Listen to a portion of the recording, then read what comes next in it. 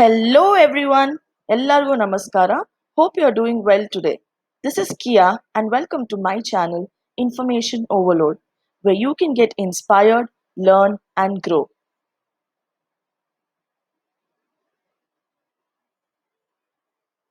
Today, our topic of discussion is a complete introduction to IELTS.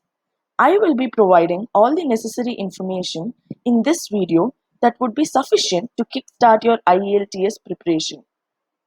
So let's start. First of all, what is IELTS? IELTS stands for International English Language Testing System. IELTS is an international standardized test of English language proficiency for non-native English language speakers. In simple words, it is an exam to test your English language. Then the second question is, why should we write IELTS? The purpose of the IELTS exam is to test the candidate's ability of handling English language who want to study or work in a country where English is the language of communication. IELTS result is also necessary for the immigration purposes. Let me explain it to you in simple words.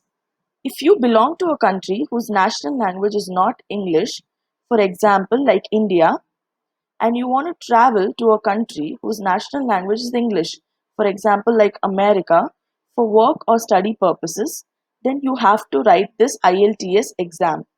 This is the proof that shows how well you can communicate in English language.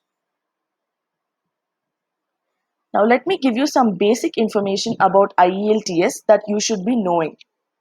IELTS is conducted by two bodies, British Council and IDP. The IELTS score is valid for 2 years from the date of the test. For example, if you have taken your test on 1st of April 2020, then your score will be valid till March 31st, 2022.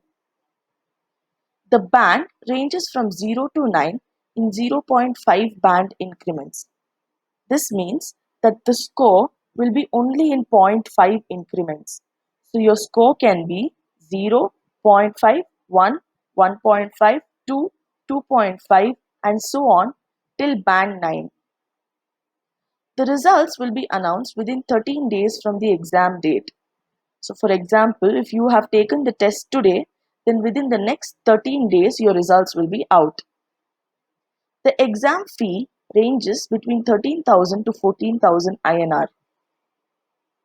Listening, reading and writing tests will be conducted on the same day, whereas the speaking test will be either conducted on the same day or in a span of 7 days before or after the test date of the remaining 3 tests. For example, if you have taken your test for writing, reading and listening on 8th of May, then your speaking test will be scheduled anywhere between 1st of May to 15th of May. Remember, your speaking test will be scheduled by the British Council or IDP and not by you. Only the test dates of your writing, reading and listening tests will be booked by you. Next, IELTS has two modules. One is academic and the second one is general. Now let's see what are these modules for. The academic module is for students who want to pursue their studies in abroad, and the general module is for immigration and employment purposes. Now let's see what's the difference between these two modules.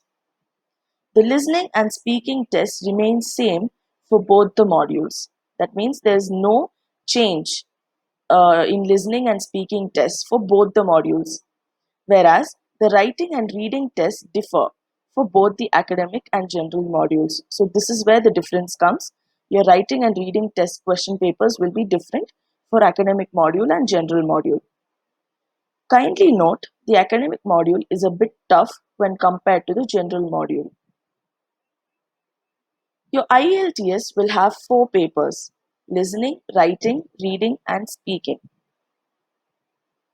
Your IELTS exam is basically conducted to test your receptive skills and productive skills. Your listening and reading tests fall under receptive skills and your speaking and writing tests fall under productive skills. So let's see what are these receptive and productive skills. The receptive skills are listening and reading because learners do not need to produce language to do these. They receive and understand it. These skills are sometimes known as passive skills. What are productive skills? The productive skills are speaking and writing because learners doing these need to produce language. They are also known as active skills. Tip time.